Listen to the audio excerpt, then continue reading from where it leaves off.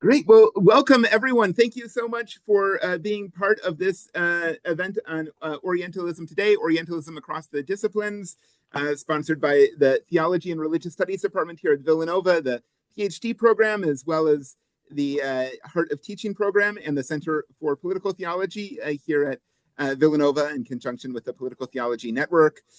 We are so pleased to have with us three experts to help guide us through what should be an informal conversation around Orientalism. And we're looking forward to hearing from them. The idea of this conversation is to think about Orientalism as a text, a concept, a challenge in research, teaching, public scholarship, public discourse, and of course, an area of study as well. Without further ado, I'll introduce our three guests, our three speakers. I'll ask them a series of questions. We'll chat briefly about that, and then we will have time for a question and answer and informal conversation. So we have first Professor Ian Almond, who's professor of world literature at Georgetown University and author of the new Georgetown University, Qatar, and author of the new Orientalists. His other books include Two Faiths, One Banner from Harvard University Press, and The Thought of Nirad Chowdhury, Cambridge University Press. And he's published over 50 articles in a variety of journals, including PMLA, A Radical Philosophy, New Literary History, and the Harvard Theological Review. He specializes in comparative world literature with a tri-continental emphasis on Mexico, Bengal, and Turkey. His work has been translated into 13 languages, and he's an old friend who I'm always disappointing by getting the times of our meetings wrong, whether it's in person or online. We next have Professor Yasemin Akış, who received her PhD in philosophy in 2014. Her first book, The Concept of Anxiety and Soren Kierkegaard, was published in 2015. Her research interests focus on existentialism, the relationship of philosophy and religion, and religious and mystical traditions of the Middle East. She's been teaching a course on wisdom of Sufism and on Orientalism and religion here at Villanova for the last few years. And finally, we have Professor William D. Hart, Margaret W. Harmon Chair at Macalester College, and author of Edward Said and the Religious Effects of Culture. Professor Hart researches the intersection of religion, ethics, and politics. His current projects include a theoretical study of anti-Blackness and a comparative analysis of human sacrifice in religion and statecraft. Hart teaches courses on religion and colonialism, religion and constructions of race, and humanism and atheism. So I thought as a way to begin here, we might ask how each of you came to think about Orientalism. Perhaps we can start with Professor Almond. Okay, thanks for inviting me. I hope everyone can hear me here. I'm actually speaking from a restaurant, so I think the most obvious answer would be living in Turkey. In my late 20s, I moved to Turkey and got a job teaching first in the middle of Turkey and then in Istanbul for about 6 years. And I think that was if you're going to talk about the visceral empirical sort of feel of first of all, realizing the country is completely different from the collection of images and the wall of phenomena that you had sort of been bringing to it. But then I guess I remember really clearly sort of, and I'm just speaking now personally, just not even academically, but just as someone who coming back after my first year in Turkey to the UK and just really marveling at how ridiculous some things were said, like just ridiculous things. And it did make me reflect for the first time, obviously you read about these things, but it's like when you actually live them, when you actually ask, people asking if they have cars or if people wear shoes, or is Turkey's never been a part of Europe. Like, even sort of, I think that's what really sort of makes you realize that there's some kind of profound disconnect. There's some sort of elusively systemic way in which certainly a basic set of images keep being inculcated. So yeah, that's the short answer. Thank you. Bill?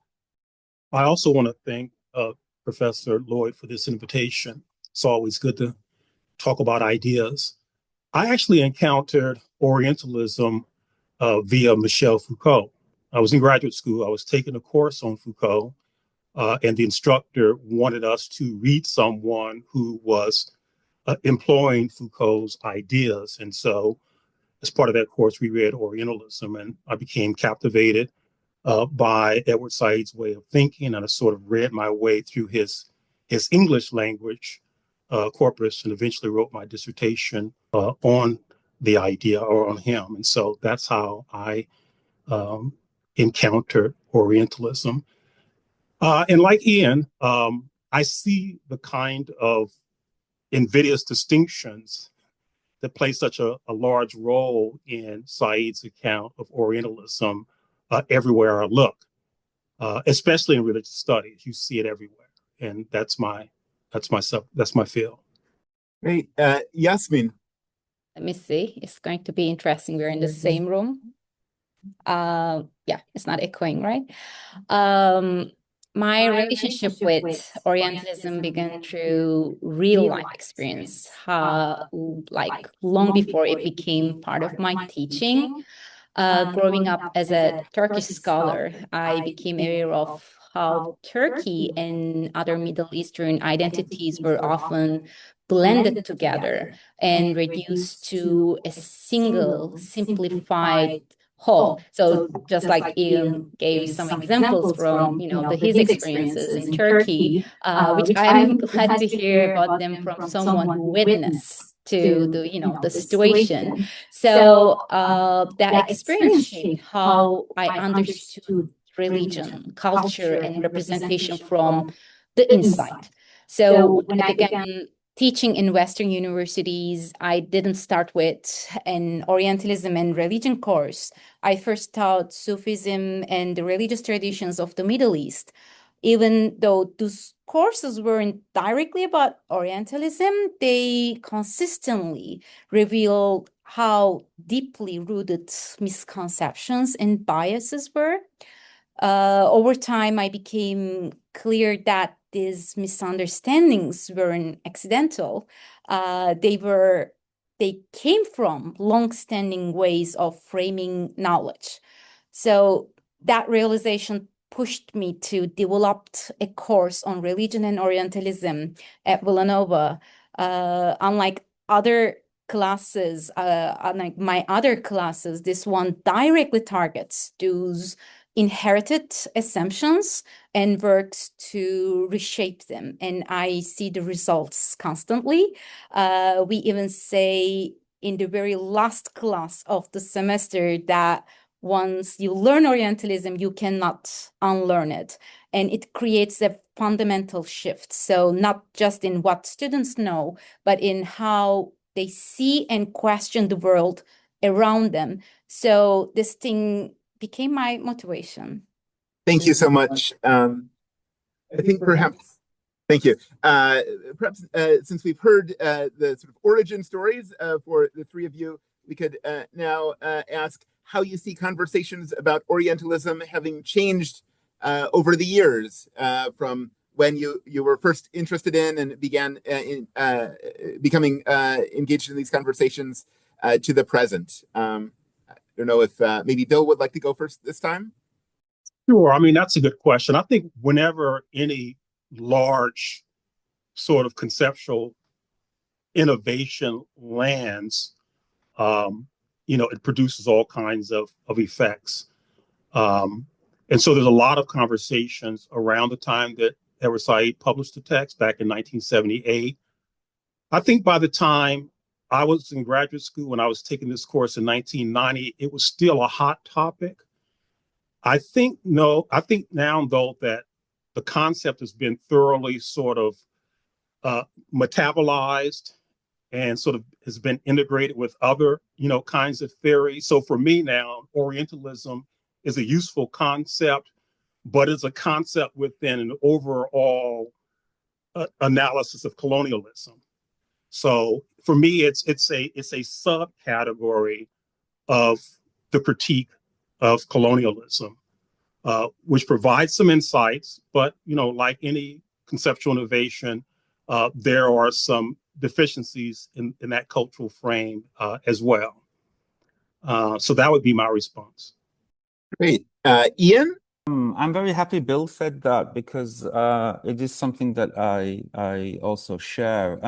It's a much longer conversation, to be honest, about how I think there's a few crucial things that I've felt over the years. In fact, I didn't say this to you, Vincent, but like I stopped sort of I don't want to be provocative, but I think I've cooled a little bit towards questions of Orientalism, partly because there's a number of reasons. Partly because to some extent, through no fault of Saeed's own, the conversation I feel has become so exhausted.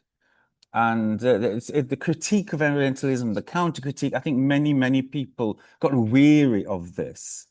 And that's not to detract from the seriousness of the subject at hand, but just to, I think there is this sense in which, well, one thing is that a little bit like anti-Semitism, Orientalism and it's the corollary of Islamophobia does sometimes get used and weaponized for to cover, to justify narratives which frankly don't have much to do. I mean, I'm speaking from the Gulf, for example, and my university last year had 2 years ago had a conference on Orientalism, and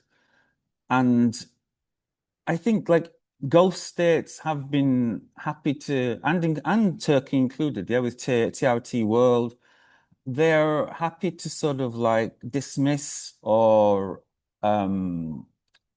deflect questions of human rights and workers' rights as Orientalist.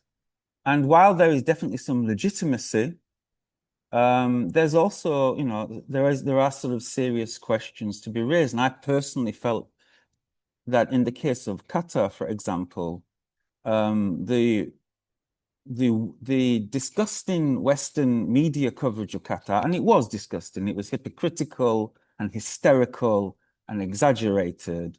But I personally felt during the World Cup and the build up to the World Cup here, I personally felt that very frustrated at the way that was used to close down any serious conversation about, labor issues and workers' rights here in Qatar. So I think that is one of the aspects of Orientalism, which I think, and a little bit like anti-Semitism, easily gets weaponized by people who don't, bad faith agendas. And then the other thing I would say very briefly, because I don't want to take up other people's time, but I do think there's a great deal of irony which has been developed around Orientalism. And to some extent, one of the reasons I felt a little bit disenchanted with it is that Orientalism and the critique of Orientalism, it focuses on, there's a focus on the semantic, there's a focus on the surface and the superficial, which I think easily slides into identity politics. So you end up sort of arguing about whether this thing is offensive or not, rather than actually looking at the much more serious issues of genocide or exploitation. I mean, we end up arguing about whether something is appropriate or not. And even though I'm not dismissing, a critique of Orientalism on that basis, there's something a little bit politically suspicious or politically vulnerable about that. I hope I'm articulating that point carefully. Thank you. Thanks. Yeah, I think that's a wonderful dimension to the conversation, Ian, and one that I think will be helpful for us to continue thinking about, as well as thinking about the distinctive context in which we're working and thinking and talking. I wonder if I can ask Yasemin to go next here. We're again thinking about the way that conversations about Orientalism have changed over time. Complicated in here. So I think Orientalism changed. I mean, I'm looking from a teaching perspective, like more from accusation to reflection. So earlier debates focused on whether Said was too harsh toward earlier scholars, but over time, the conversation has become much more reflective. The question has shifted from was there Orientalism to how do we still participate in it? So the scholars and students alike are now more aware of the subtle ways Orientalist habits continue to operate in institutions, media, and academic discourse. So what's also changed is who get to be part of that conversation. Today, it includes scholars from the Middle East and the Global South, feminists, queer theorists, and contemporary artists and curators. So lived experience now sits alongside textual analysis. Orientalism isn't treated only as a historical critique, but as a framework of thinking about ongoing inequalities and power relationships. So another major shift is that readers now have direct access to the world in ways earlier generations didn't. They don't rely on secondhand narratives about the Middle East anymore. Through social media, YouTube travel channels, and digital creators, they encounter everyday life events and conversations in real time. I can ask in my classroom, have you seen the new museum in Cairo? Or what do you think about the Pope Leo's visit to Turkey or Lebanon as some of the recent events? And they will often say, yes, I saw it on Instagram. So I watched a TikTok about it. So this is completely new sources to us. That kind of immediate visual access complicates the older Orientalist imagination because it reduces the distance between here and there. The region feels less abstract and more present. And at the same time, digital creators themselves are actively challenging stereotypes. Middle Eastern, North African, and Muslim influencers use humor, satire, and the storytelling to push back against simplified images. Through sketches, stand-up, and everyday content, they present fuller, more ordinary, I said, and more human perspectives that stand in contrast to how these places are often framed in news or textbooks. So these contents build empathy, I think, makes people relatable and breaks down distance. So this doesn't make Orientalism disappear, of course, but it does unsettle it and making representation more interactive and more self-aware and less one-directional. Thanks. We're relearning our hybrid event skill. I'm relearning my hybrid event skills after a few years of pause here. Thanks for your patience. Orientalism, of course, has lots of different meanings and is a phenomenon that existed well before Edward Said was born and named it, in his work of that title, and has afterlives after that book. I wonder if we might just think for a few minutes specifically about Said and his legacy. I know our colleague Bill here has written a book on Edward Said, and I wonder if we could first invite Bill to say some things about the role of Orientalism in Edward Said's scholarly and political work, and then perhaps we can turn to Ian, who's thought about Orientalism in the sort of post-Said social theory, cultural studies, literary theory context, and then we can think with Yasemin about the reception of Said's ideas in the Middle East and beyond. So first, Bill. Yeah, it's a big question. I mean, certainly it's the text that he is most known for. It's the text through which he probably made his most significant sort of cultural, innovation. But I mean, again, there was immediate sort of response, both by people who were more or less sympathetic to what he did, as well as people who were critical. So if we look at people who were sympathetic, they didn't like the way in which he focused strictly upon European discourses. And so he wrote The Culture and Imperialism as a response to that kind of criticism. So in a way, some of what he was doing in Orientalism is expanded and nuanced in Culture and Imperialism, which I think actually sort of conceptually is at least for me, a more persuasive text than Orientalism is itself. And so I think that he heard the criticism, especially from those who were more or less sympathetic to his position, and he responded to that criticism in Culture and Imperialism. Of course, some people objected to culture and imperialism. They would have preferred the culture of imperialism. And he also seemed to he's pretty dismissive of Marxism in Orientalism, which is one of the major critiques of that text.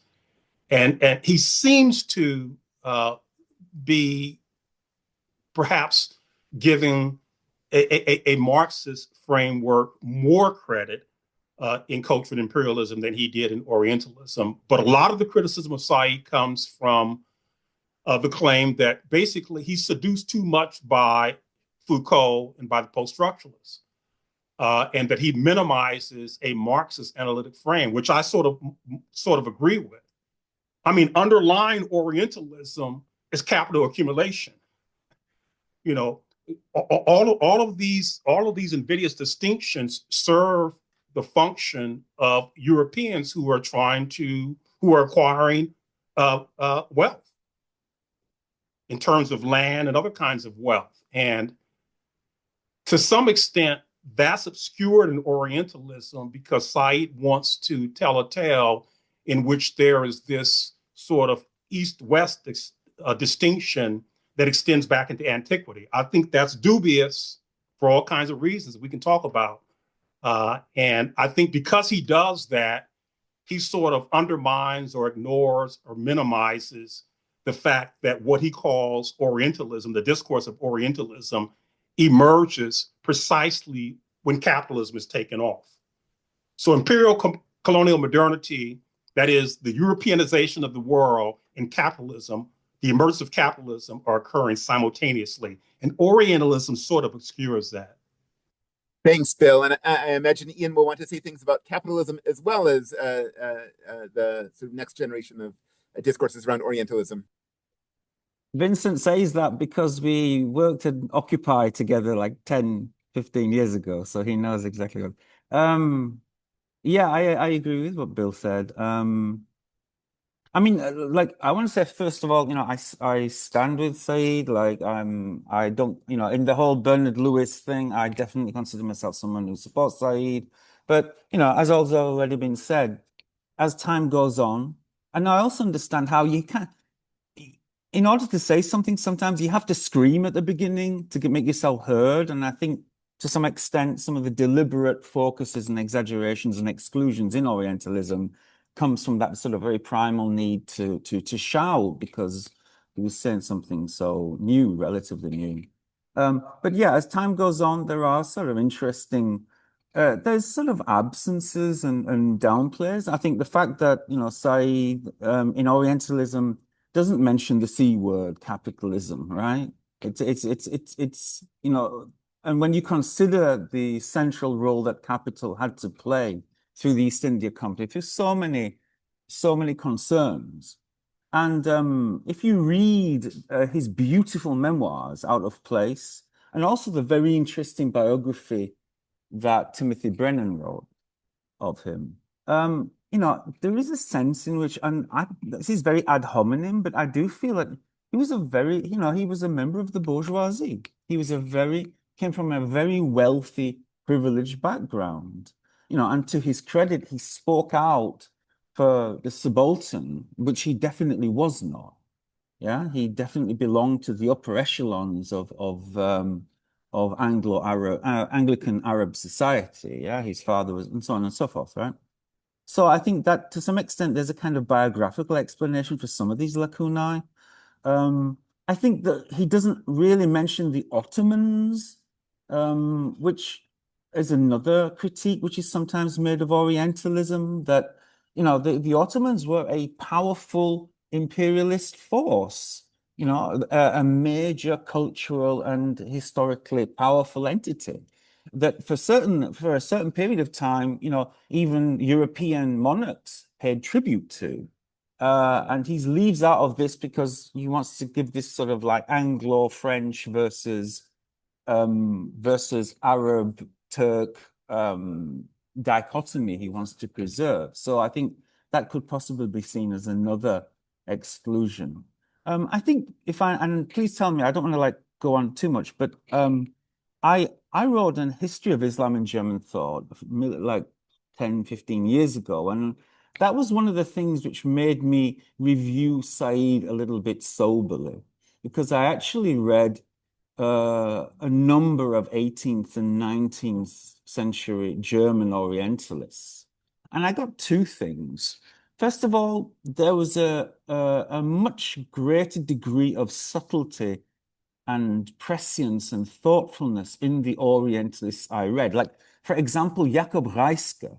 Reiske is this like 18th century Byzantinist from Leipzig who says, how would you feel if you read a commentary on the Bible only written by Muslims and only referring to the Quran, because this is how we read the Quran, and so on and so forth. These are very, very sort of... Herder is another example of someone who was very, very ahead of their day in talking about Eurocentrism.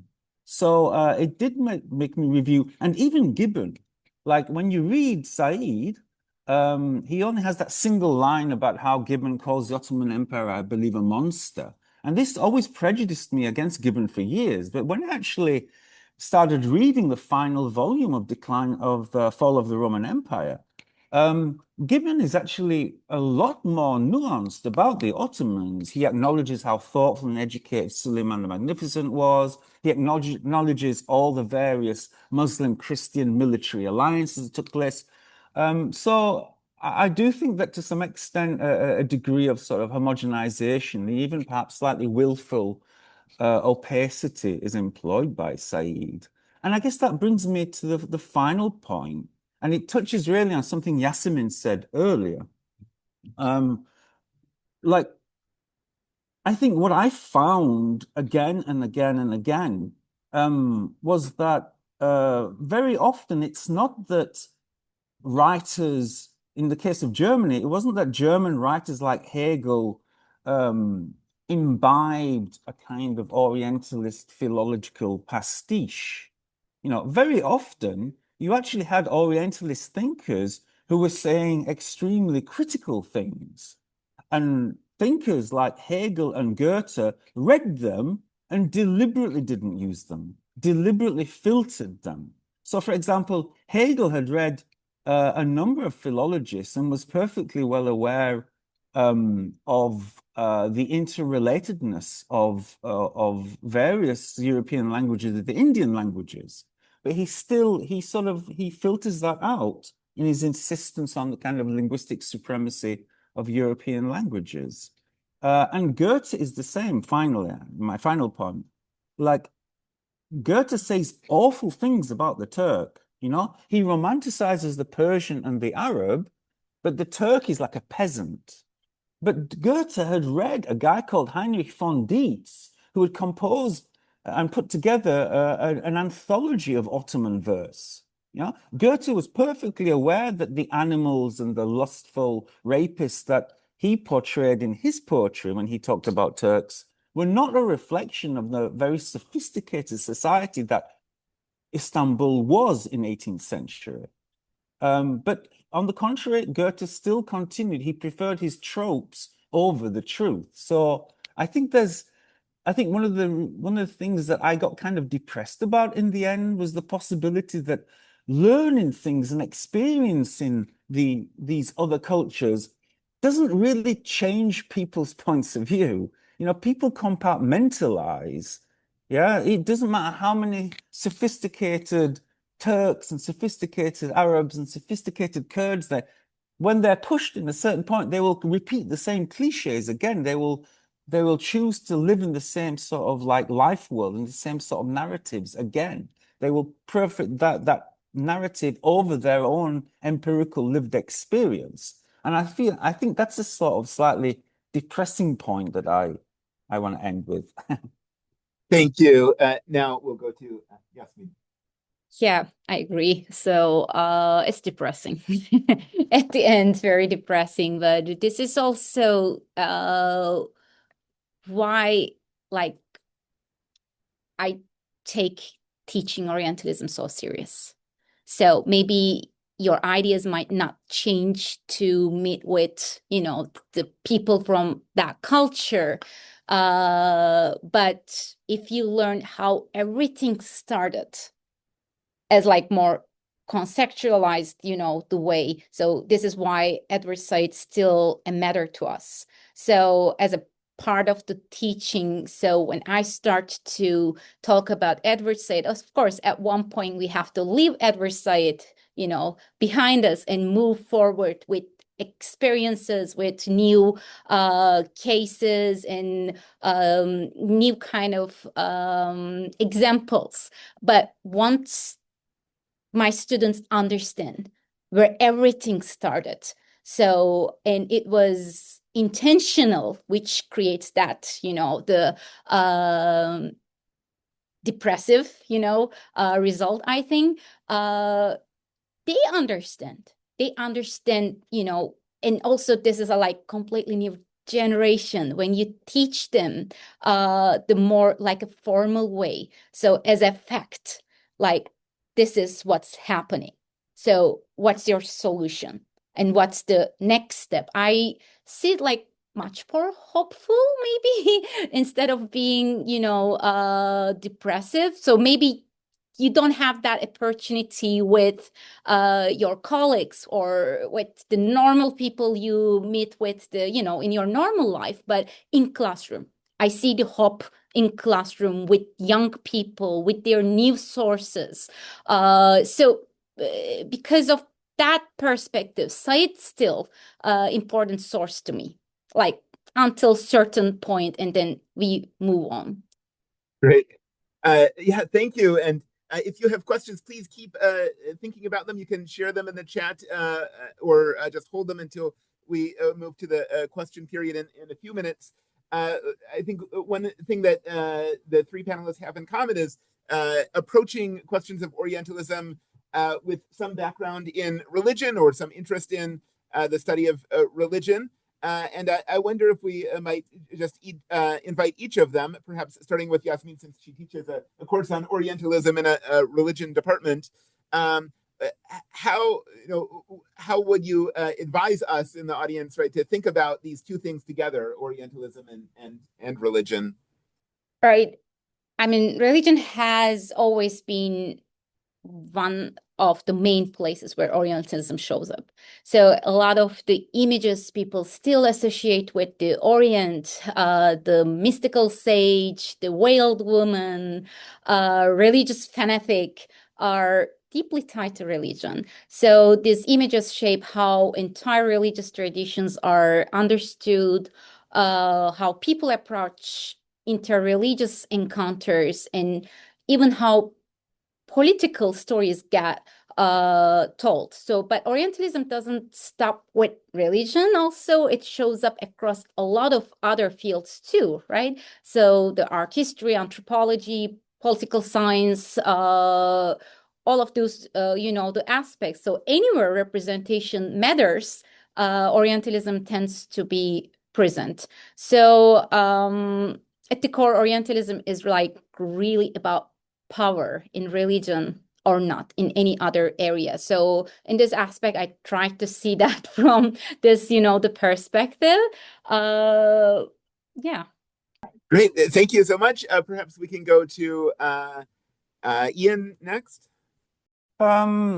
I guess I see religion as offering some of the ingredients of Orientalism. When people respond perhaps stereotypically to other people's religions, I guess it would be naive to overlook the fact that their own religious belief is determining that. I say this as a Christian myself, yeah. I think to some extent and I'm speaking across religions now, maybe we should have some elasticity or leeway. Like when people are passionately religious, they're always going to respond to another religion in the terms that they have grown up with. And as time has gone on, I think I've become a bit more tolerant of that. I don't just sort of seize on someone thinking that, oh, that's a typically Islamic way of responding to a Christian faith. Oh, that's a typically Christian way of responding to this. Like, I think as time has gone on, I think I feel that sometimes it's a bit too much to expect people to magically transcend their settings. Yeah. And I realized when I was younger, I would get angry very quickly with people for not being able to sort of understand how subjective and historically embedded they were. But as I get historically embedded myself, I begin to sort of feel a little bit more patient towards that. Yeah, that's when you talk about the relationship between religion and Orientalism, I assume that's what you were asking. Thanks. Bill? Yeah, I mean, good question. I mean, I guess I have two things to say about that. One, I think that what Said calls Orientalism is all over the scholarship on Islam on the one hand, but at the same time, I'm not sure that Orientalism is the best way of framing it. I think that long before the emergence of Orientalism, there was conflict between Christian and Muslim civilizations, and it was that conflict and competition between those two civilizations that sort of produced a lot of what we see in the Western Christian discourse, on Islam. And so I just think that the discourse of religion itself might be a better way of understanding those Christian Muslim sorts of complexities than Orientalism itself. I mean, when Islam emerged in the 7th century, Christians did not regard it as other. In fact, they regarded it as a Christian heresy. They thought it was the latest in a long line of Christian heresies. They saw it as part of the Christian world, but as a deviant form of Christianity. They saw Islam as a deficient and decadent version of Christianity.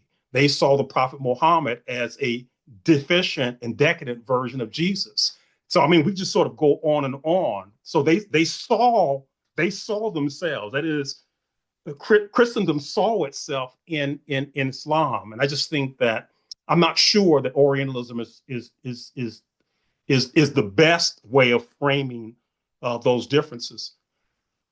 Maybe the harshest criticism that I make of Said in my book is that I sort of flip the script on him, and I argue that he Orientalizes religion. So he complains about the way in which Islam gets rarefied and all kinds of differences get hoarded together. Well, he does the same thing with religion. And many of the same binaries that you see emerge in his critique of Orientalism, the West rational, the East irrational, the West democratic, the East despotic, we can go on and on. talking about those sorts of binaries that he identifies in Orientalism. He does the same thing with respect to religion. So the religion becomes an all-purpose metaphor for irrational and disordered ways of thinking. He orientalizes religion. He's employing an Enlightenment discourse to orientalize religion. And so that's probably the harshest critique that I make of him, and that he can't see what he's doing.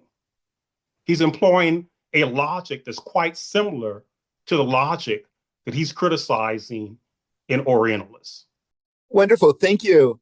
I have one last question before we open it up to the broader discussion for the remaining time here.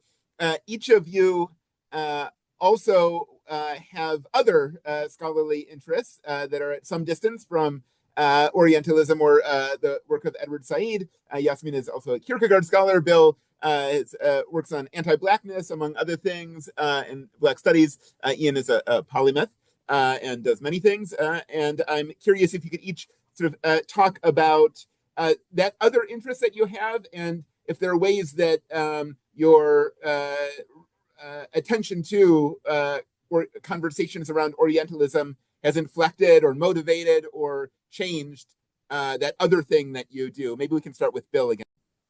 Good question. I started reading, what I call the discourse of the Blackness of Black, because it was just everywhere, and I wanted to see what it was about and whether there was something in that I needed to take.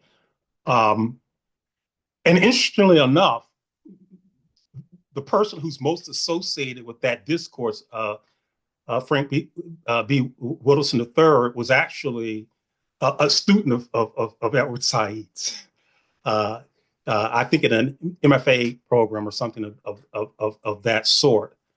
And it's interesting because I see some of the same kind of binary logic that I sometimes see in Said's Orientalism in Wilderson's, notion of anti-Blackness as well.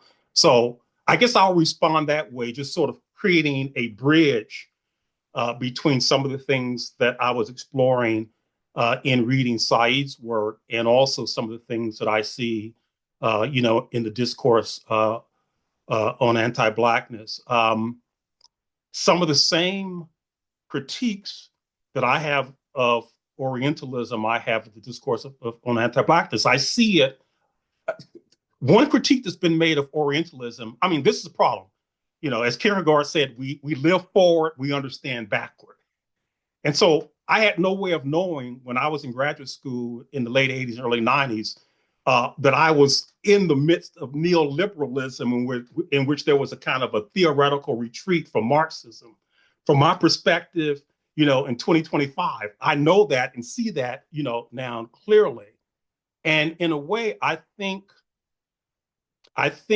both Orientalism and the discourse on anti-Blackness, both to some extent exhibit a retreat from Marxism as a organizing and conceptual frame. Thank you. Ian? I think the Said influences me, I think, primarily stylistically. I think he's such a superb writer. He stands for me alongside Walter Benjamin. Those are the two figures that I keep as my sort of standards when I try to write, because he brings together so beautifully and so lyrically, and makes even these extremely complicated arguments. He presents them so prosaically, and I guess that's for me the abiding role that Said has played. I said at the beginning I've cooled a little bit towards Orientalism, towards the idea of in 2020 so I've spent like 3 or 4 books sort of trying to point out the various amnesia of Europe and how we've tried to forget Islam and forget Muslims were ever a part of Europe, et cetera, right? And in 2020, the in Turkey, Hagia Sophia was controversially converted by Erdogan's government into a mosque. From what it had been. It had been a museum. And I was disappointed and hurt really to see many Muslim friends and colleagues, and particular people who had often come up to me saying, "I'm so happy that scholars like you are trying to write about the amnesia of Islamophobia and Orientalism and so on." It was disappointing to see so many of these people jump for joy that the cathedral's been turned into a mosque. And even in one case, it was a colleague who had actually written a book lamenting the injustice of Spain's various cathedrals, which had been mosques. And yeah, I don't know. It cool. I can't say it made me change my views. I'm still a critic of all kinds of Orientalism and Islamophobia, but it did cool me a little bit towards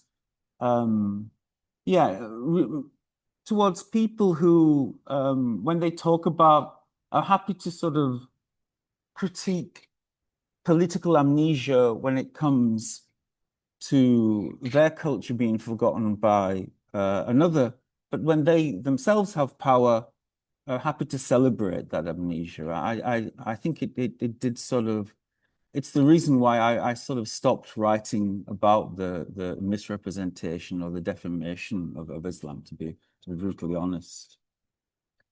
Yeah.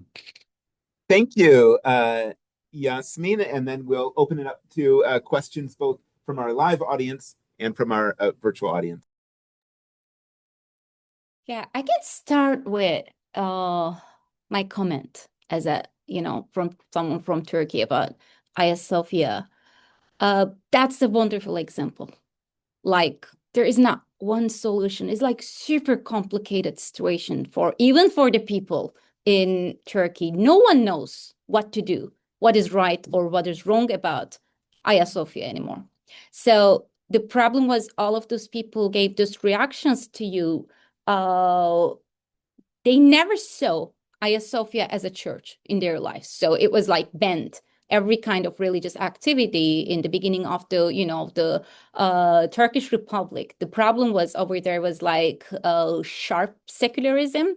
They actually kept Hagia Sophia as museum, which didn't give anyone any opportunity to get in and practice their religion. It is Christians or Muslims. So it was kind of a big problem for everyone in Istanbul because, they have been knowing that place as a mosque, but then it turned into a museum, like someone appeared at the door, didn't give any access to the local people into that temple.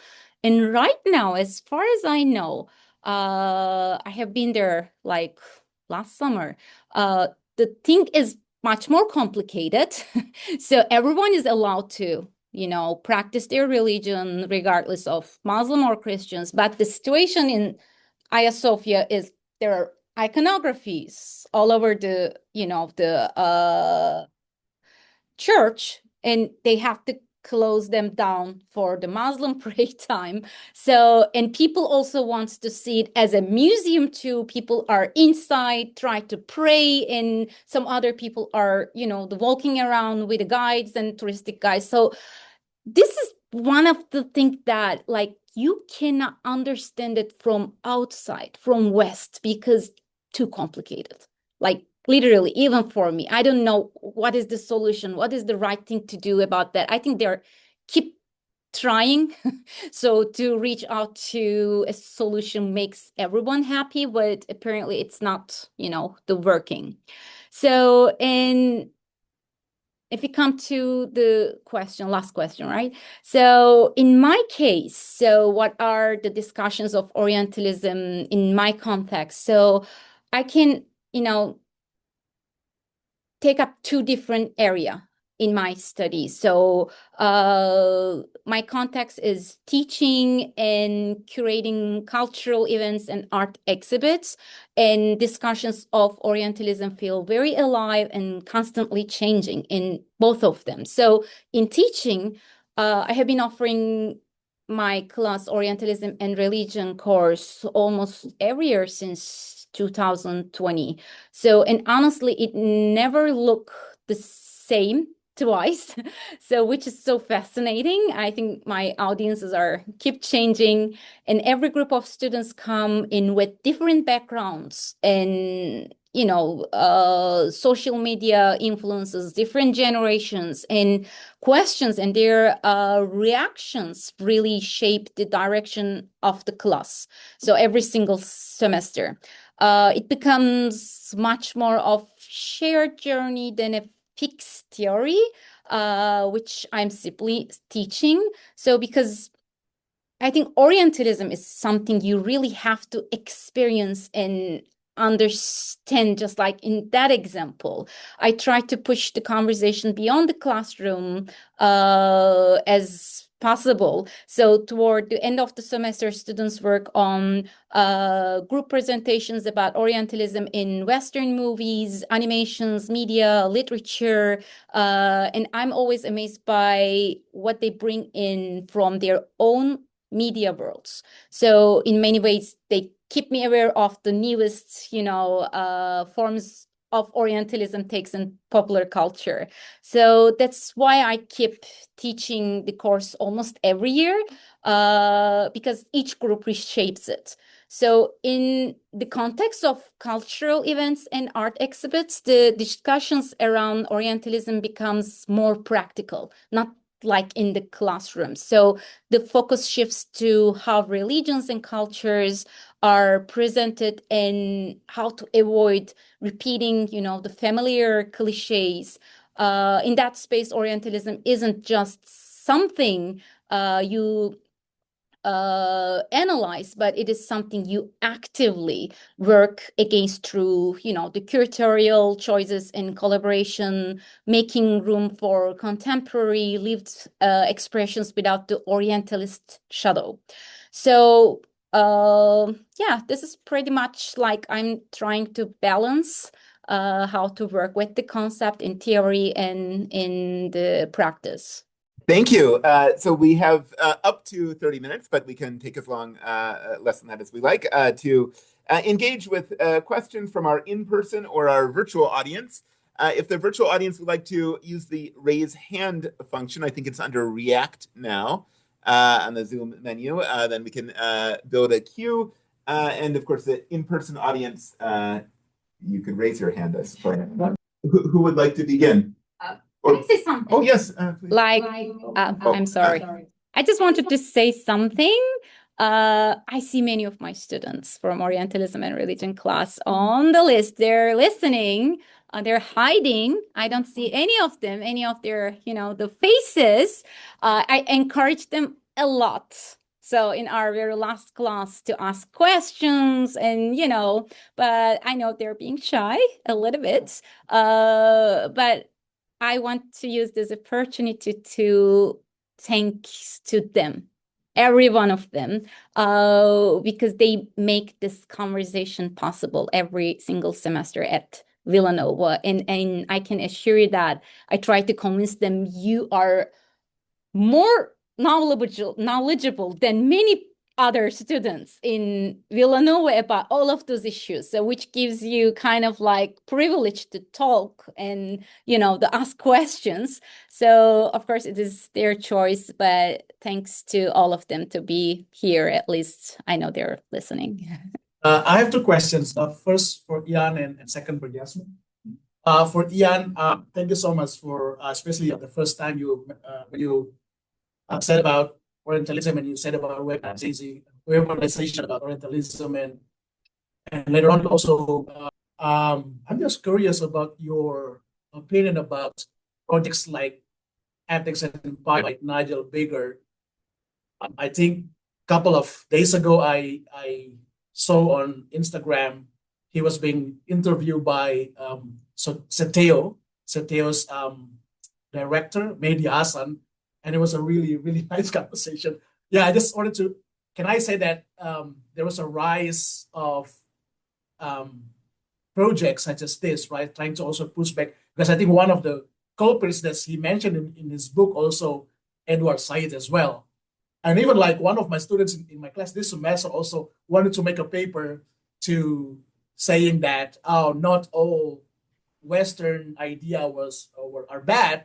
How about non-Western idea as well, something like that. So what is your opinion about that? And Yasemin, I'm so curious about your explanation about the difference between previous older generations and today's generation about this. And yeah, I'm impressed with your analysis about the gap the older generation have, whether it's maybe theoretical gap or maybe physical gap, and also maybe emotional gap that now today's generation they don't have. So I'm just curious. So what is today's generation assumption then about that? Those gaps already like almost like maybe this person. Thank you. Perhaps we can go to Ian first. Sure. I mean, I should be careful. I'm going to be meeting Nigel Bigar and debating with him next month, so I don't want to. So I'm familiar with some of the things he said, but I don't know. Like, there's a few things here. Like, first of all, the genocide, the various genocides that have happened through modernity, through colonialism. And the most obvious one for me, you know, is the Belgian Congo. And it's you know, that doesn't even make the top 5 when it's just completely. And the ridiculous thing is that the most famous book in one of the famous novel in English literature, Heart of Darkness, plays a central role. You know, it's like it's right up in our face. And so I find it very frustrating when people try and make these sort of Niall Ferguson style repackaging of colonialism and the bloody mindedness of colonialism as some kind of promise of modernity. I think I've also listened to a couple of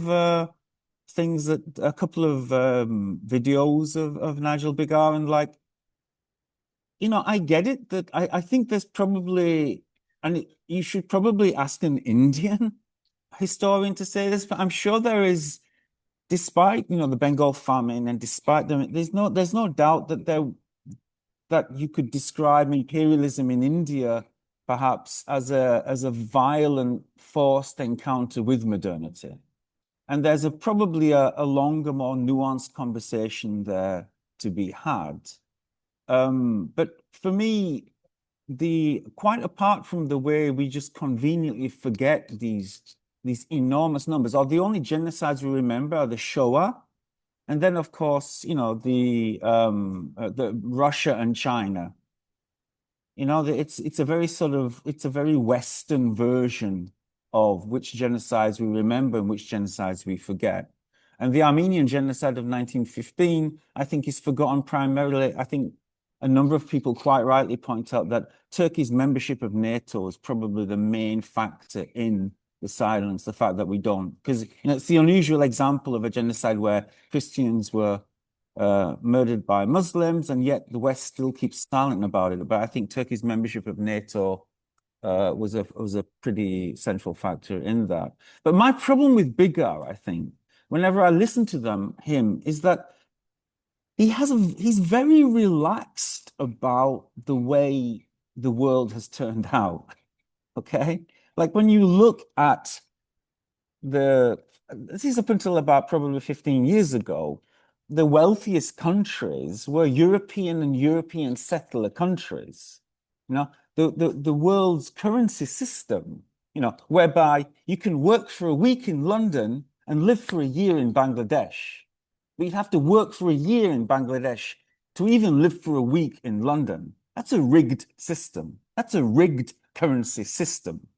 And surprise, surprise, the only African currency worth anything, surprise, surprise, is the widest bid of South Africa, right? The South African rand. That's the only currency.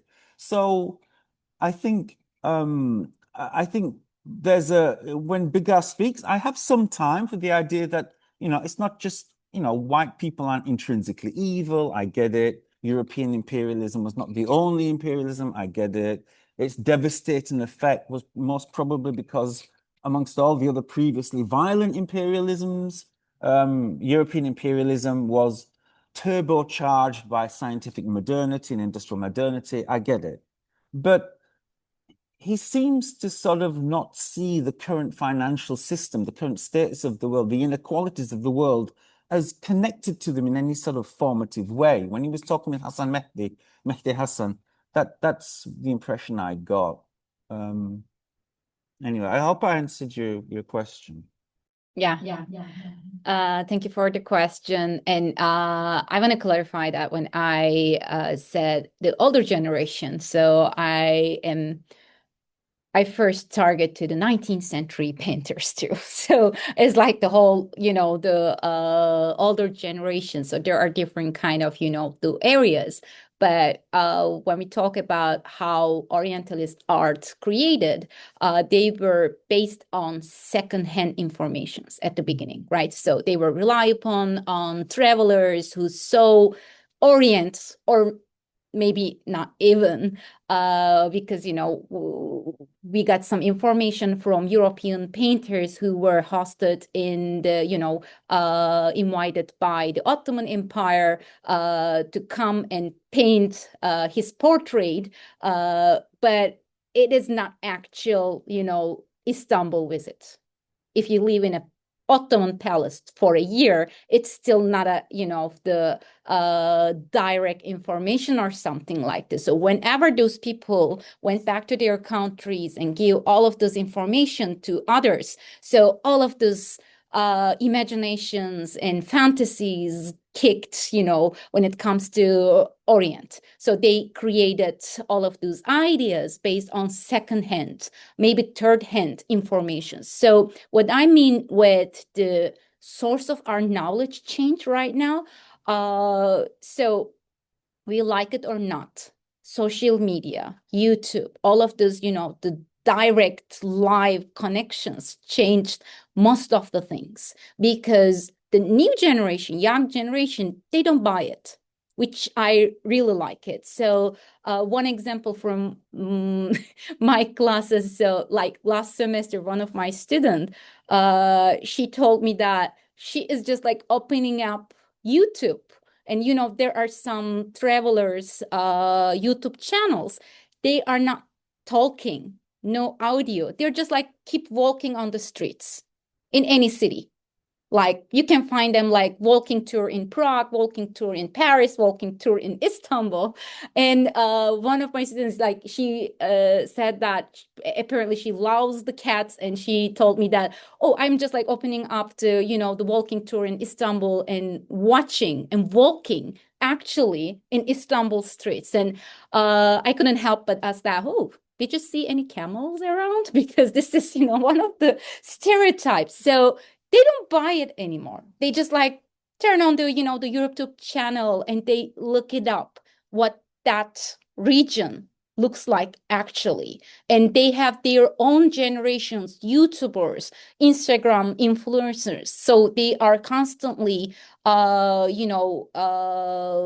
up the live connections and everything. So it kind of like created like more reflective way right now. Is like more live rather than rely on somebody else's ideas, imagination about the region, but like real connection. And also travel is much more easier than before. Like right now I'm like amazed the number of my students, they already saw many countries. They had trips or study abroad, the programs, or as a part of some of their classes, they have been traveling. Or, when they listen the stories from their own friends, it's not the same, the getting all of those information from the, the travelers in the past century. So I think our sources changed, the generation changed, their approach changed. So we need to take up the whole subject all over again with these new editions. Thank you. Who would like to ask the next question? Oh, sorry. Yes, please. Oh, no, there are no. Sure. Okay. I think someone in the chat is depressed, apparently. I was really interested in Dr. Hart's suggestion that Orientalism as a discourse and a critique might have come up kind of after the waning of class analysis and Marxist thought, and may now have to measure up to the return of class analysis. So I guess one question I have is whether the critique of Orientalist views might still be helpful. On the one hand, Orientalism, Said seems to have pointed out the tendency towards exoticization, but there's another piece, which is how Orientalist discourses tended to present as neutral certain Western values and ideals. So there's a kind of unveiling of the non-naturalness of Western powers and epistemological systems. And that seems like it might be helpful for the kinds of issues that Dr. Almond was just talking about, like, right, like it's not natural that a year of work in Bangladesh can only fund one's existence in London for a week. Why is it that we act as though these habits of capitalism are somehow natural or deserved or meritorious? This is deeply unnatural. So can the Orientalist critique help do that kind of unveiling still today? Wonderful. Thank you, Professor Wong. Perhaps we can first hear from Bill Hart and then Ian. Yeah, I mean, don't misunderstand. So let me just sort of preface. I admire Edward Said. I think Orientalism is a fabulous text which allows us to see things that we didn't previously see as well. But I'm an academic. You know, I'm an intellectual. I'm not engaged in hero making or hero celebrating. I'm trying to see what it is that I can get out of a particular reading. So yes, Orientalism is still useful in the ways that you suggest. I'm simply pointing out ways in which it obscures more fundamental forms of analysis. That's all. Ian. I think it can be useful. I definitely feel that you can change different forms of consciousness. But what I'm always surprised at again and again is the way people develop. And I'm sure that there's a similar discourse here around racism, right?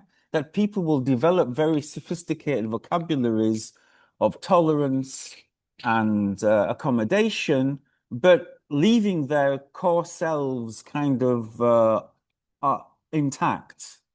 And this, I think, is one of the things maybe we didn't talk about enough, but I certainly feel that in many ways, a kind of vocabulary has been developed to circumvent some of the issues that Said raised. So I do think, like, for example, for me, Orientalism would be really useful in showing how in Western societies we scapegoat certain kinds of people and exposing the ridiculousness of whether it's Somalis, whether it's, you know, I'm sure we can think of all the examples. And I suppose in that sense, Said would be really useful in pointing out how those caricatures are really kind of driven by capital. It's capital's desire to constantly have an ongoing series of distractions, to, as you said yourself, yeah, to sort of to mythologize its mechanisms and functionings, right? But I guess I get back to the point I made like 20 minutes or half an hour ago. I remember in Berlin, I lived for like 3 years in Berlin, and I taught a class of Germans, and for one semester they would see Turkish films and Iranian films, and they would see sort of strong, assertive, intelligent Muslim women again and again and again on screen, in fiction and that. And then at the very end, the last week, the second to last week, we would have a debate on whether Turkey should join the EU. And half of these students talked like they hadn't seen a single film. Half of these students talked about Muslims like they had not even attended a single one of the course.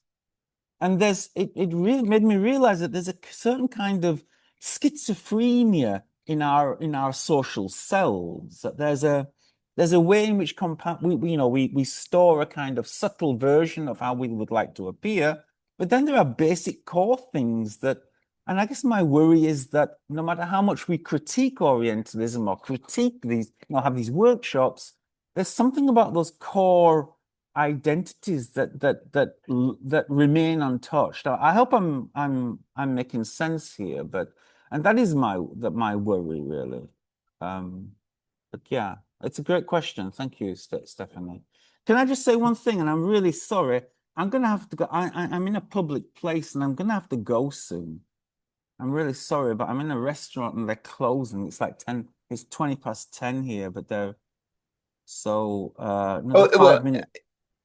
Okay, yeah. Perhaps we could just have a final question, a very brief question for each of you, and then I'm call really it a day. Sorry. I'm really, really sorry. You can carry on. I'll just slip out, but I'm gonna have to go. I'm sorry.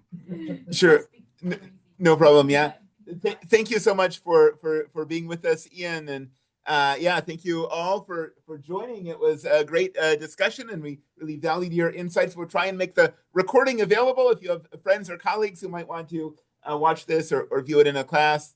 But yeah, please join me in thanking our panelists. Thank you.